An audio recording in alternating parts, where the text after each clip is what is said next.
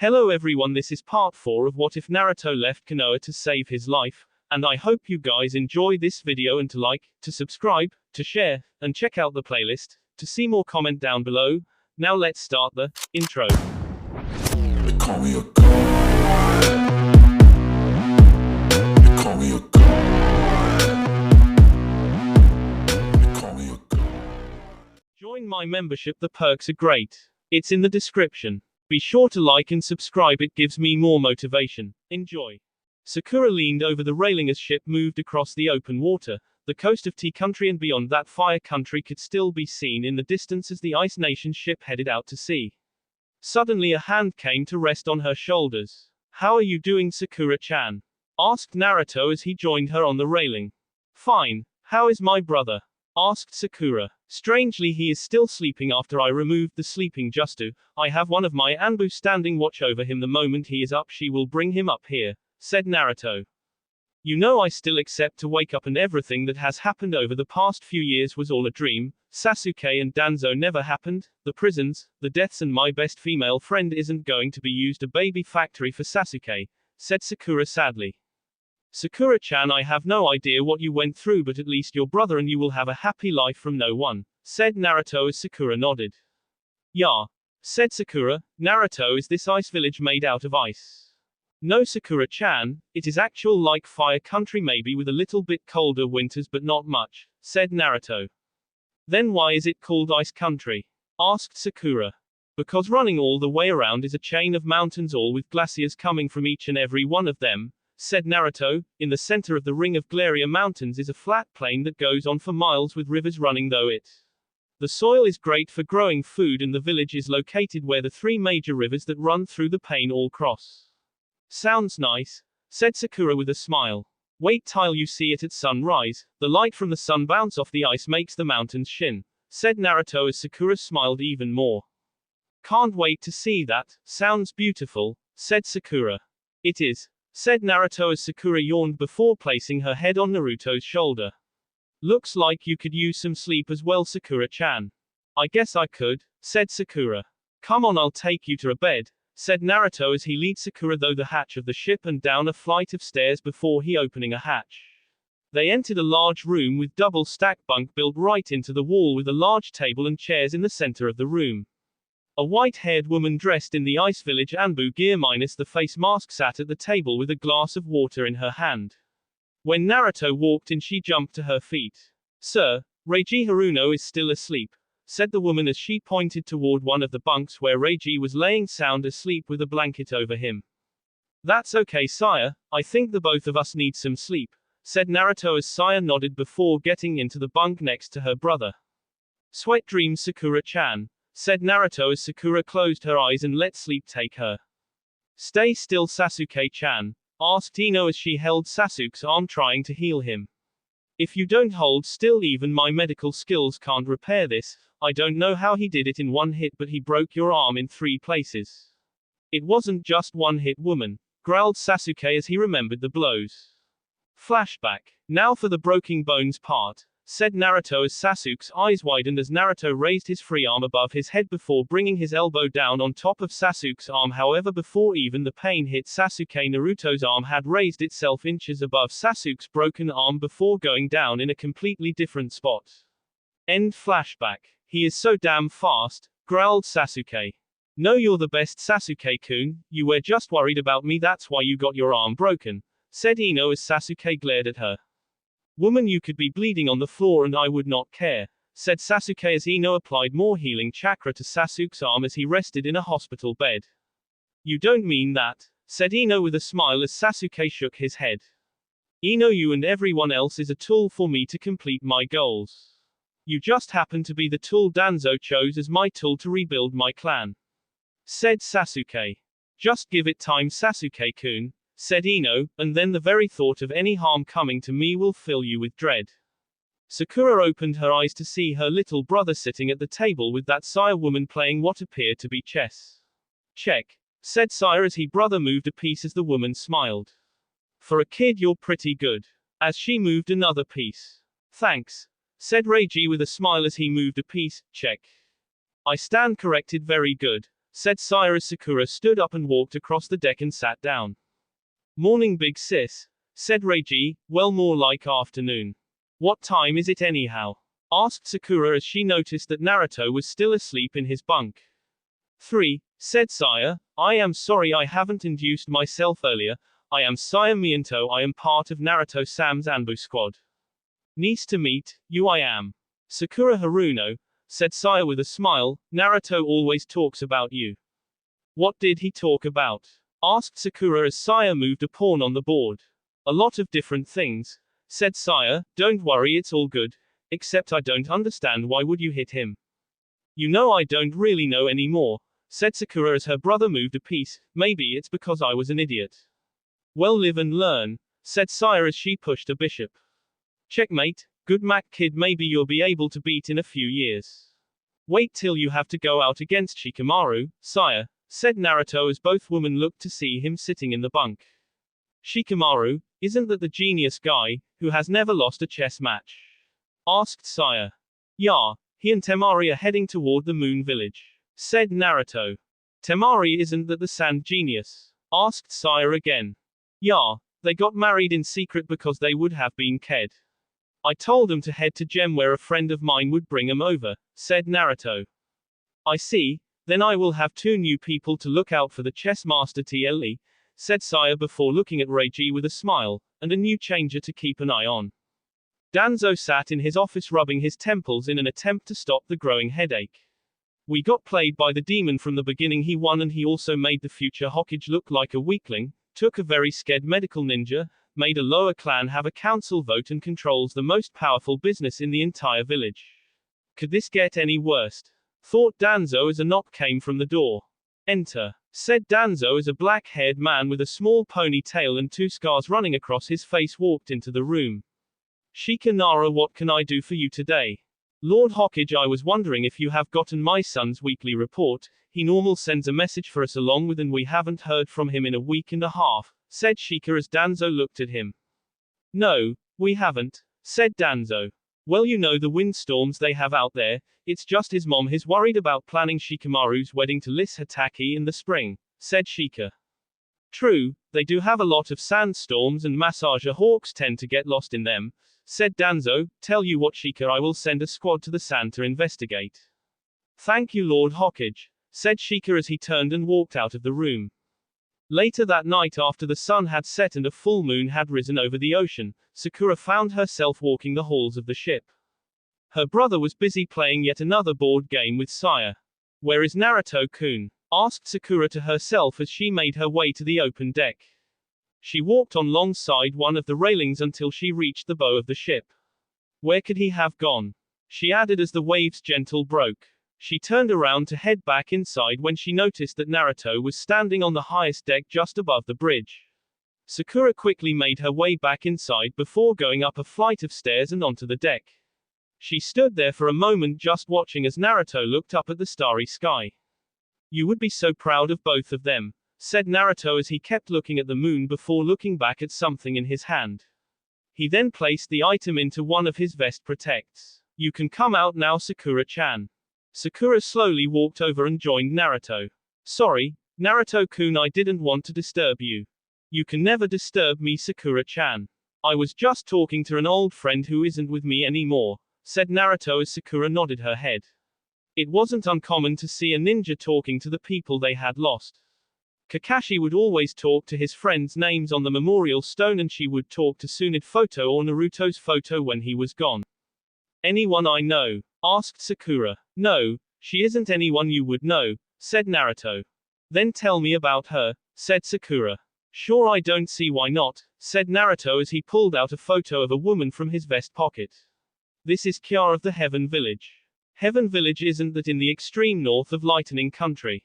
Asked Sakura as she looked at the photo of the blonde-haired woman, blue-eyed woman maybe about their age. Yeah, it is. Also, it's an extremely religious village with a lot of moral laws, which have to be followed to letter, said Naruto. How did you meet her? Asked Sakura. It was just after my battle with Pain. I was walking toward a small fishing village in Lightning Country, and there I hoped to get a ride to Flower Country. Well, on the route I came across Kya. She had been banished from her village because she broke one of their laws, said Naruto. We both were heading toward Flower Country, so we decided to stay together. I protected her from bandits, collected supplies, and she would cook the food and fix my sped clothing. Sounds like a fair deal considering you can't cook to save your life, said Sakura with a grin. My kids like my cooking, so I can't be all that bad, said Naruto with a laugh as Sakura's eyes widened and her heart stopped. Kids? Naruto-kun, did you say that you have kids? Asked Sakura as Naruto nodded his head. Yeah, a boy and girl, both 5, said Naruto as Sakura's heart began to break. Naruto has kids. Kids mean wife. Wife means Naruto is married to someone other than her. Her dream was broken. With that, tears started to flow down Sakura's face. Sakura-chan? Asked Naruto as worry creeped into him as he watched tears run down Sakura's face. What is it? Nothing. So Naruto, when are we going to reach the Moon Village? Asked Sakura, hopping to change the subject. Tomorrow morning, but what is it with the drop of Naruto-kun? Sakura-chan? Asked Naruto. Well, I don't think your wife would like hearing another woman call her husband kun, answered Sakura as she turned and headed toward the door only to be stopped by Naruto. Sakura-chan, I love you and only you. There is no other woman, said Naruto as Sakura looked into those blue orbits that sparkled in the moonlight. What about your kids? You have to be with someone, stated Sakura as Naruto finally understood why she thought he was married. Sakura-chan, I have never been with anyone, said Naruto as Sakura looked at him. Then how can you have kids? Asked Sakura. Sakura-chan, let me explain this to you in a better way. Yes, I have 2 kids, but they are not my kids, said Naruto as he pulled out a photo of a blonde-haired boy and a black-haired girl about Reiji's age. I adopted them. Sakura's eyes widened as her heart soured. You adopted them? Yes. See, the woman I was telling you about, Kya, was thrown out of her village because she had S before marriage, said Naruto. These are her kids. I took them in after she SD in childbirth.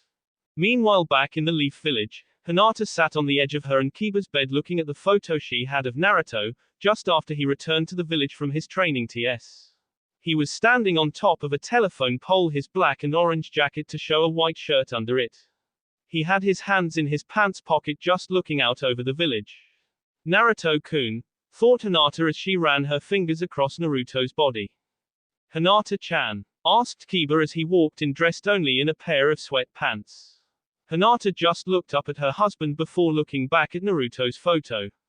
Kiba lowered his head before walking over to his side of the bed. He slowly sat down with his back turned to Hinata. Listen, Hinata, I know we were arranged to get married and that you still love Naruto, but is there any chance for me to win your heart? No, Kiba, said Hinata as Kiba looked down at the floor. I will always love Naruto-kun. I thought so, but Hinata, you know that I love you and Naruto has chosen Sakura, said Kiba. I know, but I still love Naruto-kun, said Hinata. Hinata-chan, please promise me something, said Kiba, don't go after Naruto.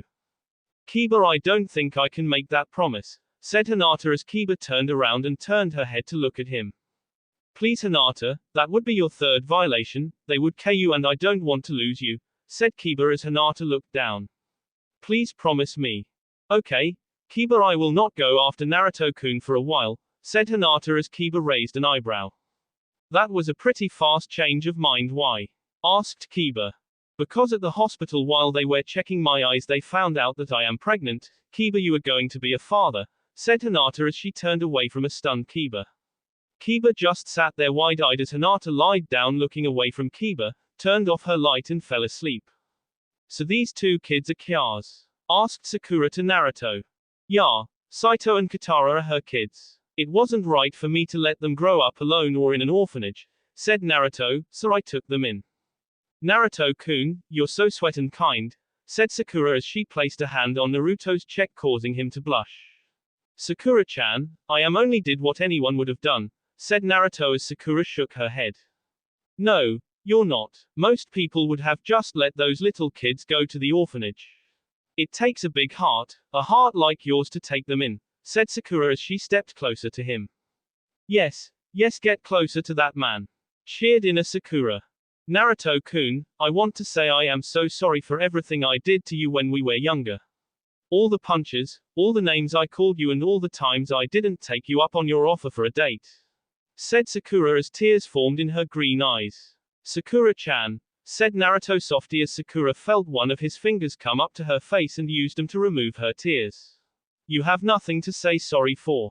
Yes, I do, Naruto-kun, said Sakura, placed her head on his chest. I have done horrible things to you, how can you forgive me? It's very simple, Sakura-chan, said Naruto as he held Sakura's head up to look her in the eyes. I forgave you for everything a long time ago because I love you. Now I have to ask you to forgive me. Naruto-kun, you have done nothing, said Sakura as she kept looking into his blue eyes. And that is why I am sorry, I should have done something, anything to help you and everyone back in the leaf, said Naruto, so can you ever forgive me? Naruto got his answer very quickly and suddenly. Without him noticing, one of Sakura's hands had gotten behind him. Now it moved his lips against hers. Both of them closed their eyes as they enjoyed the warmth that was spreading through their boss. Slowly they pulled apart but remained nose-tip to nose-tip. Both of them had huge smiles as they looked into each other's eyes. Sakura's arms were now laced around his neck as his arms were around her waist holding them together. I guess that means I am forgiven, asked Naruto as Sakura grinned, before speaking. Believe it, said Sakura before pulling Naruto back down into another kiss. Kiba just sat there looking out into space trying to understand what had just happened. Dad, I am going to a father, thought Kiba as he noticed that Hinata had just looked away from him. Why isn't she happy? Kiba reached over and shook Hinata awake. What? Grounded Hinata as she sat up. Hinata-chan, we are going to parents, why aren't you happy? Asked Kiba.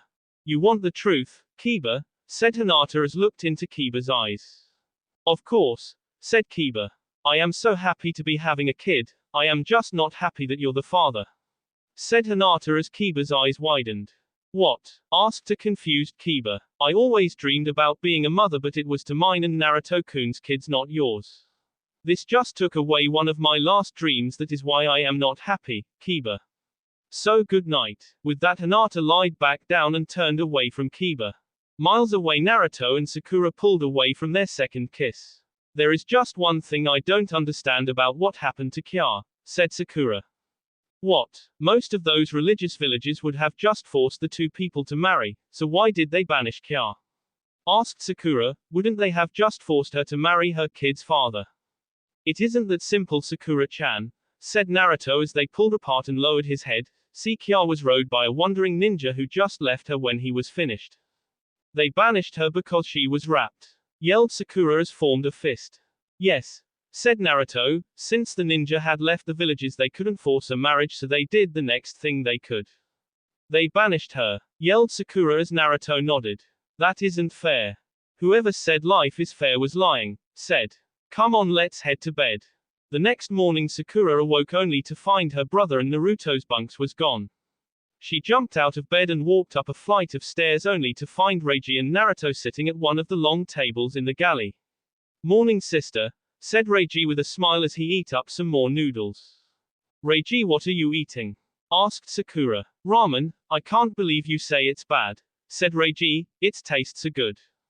Sakura's eyes turned toward the blonde-haired man sitting across from her brother with a line of noodles coming out of his mouth. What? Asked Naruto. He asked what I was eating and I got some for him.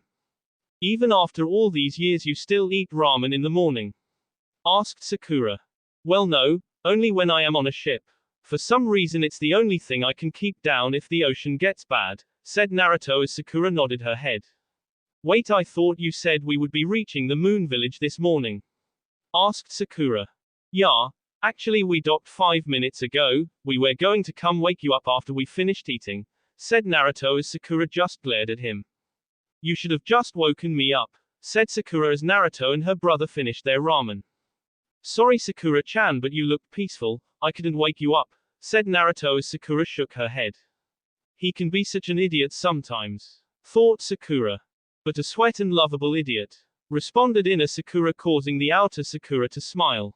Fine. Let's head ashore then, said Sakura as all three of them stood up before walking a few feet until they found the gangplank leading to the docks.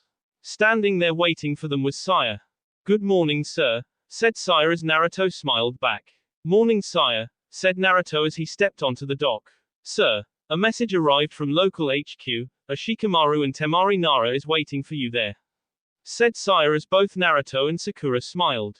Good, they made it, thought both older ninjas as they headed into town. That will be all for this video. Be sure to like, subscribe, share, and comment down below for more videos. Goodbye.